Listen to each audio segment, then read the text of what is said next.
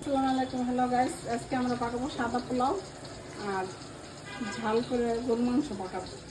এই যে আমি তেল ঢেলে দিচ্ছি এখন।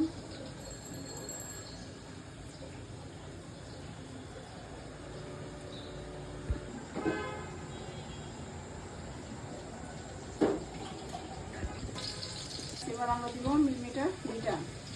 এখন দিয়ে দিব কিছু পরিমাণ, আর দম দিয়ে নামানোর আগে আবার দিয়ে দিব।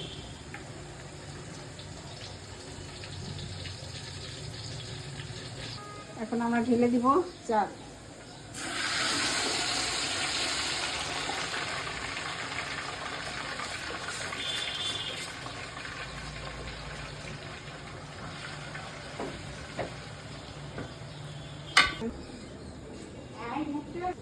দারচিনি দিয়ে দেবো, এলাচ আর তেজপাতা।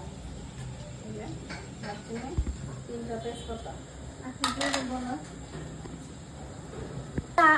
আপনারা হচ্ছে চুলাতে যেহেতু চালটা হচ্ছে গিয়েই করছে, হালকা কষাচ্ছে, তো আমরা হচ্ছে গিয়ে এই গুঁড়া দুধ দিয়ে দিব। তো গুঁড়া দুধ হচ্ছে আমরা এইভাবে এগুলো মিক্স করে ভালো করে হচ্ছে পোলাও চালে দিয়ে দিব। কয় চামচ দিব?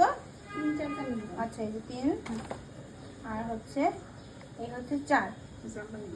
এটা ফিল্টার থেকে হচ্ছে গিয়ে গরম পানি হচ্ছে দিয়ে দিলাম। এটা হচ্ছে ভালো করে মিক্স করবো এখন। তো হচ্ছে একবারে ফুটন্ত গরম পানি দিবেন। আমাদের হচ্ছে আমরা এখানে ফুটন্ত গরম পানি দিয়েছি। এখন হচ্ছে ভালো করে হচ্ছে এই যে এভাবে যাতে আলাম আলাম এই যে রয়েছে চাক্কা মতন এইরকম যাতে না থাকে, আমরা ভালো করে মিক্স করে পোলাও চালের সাথে এটা দিব।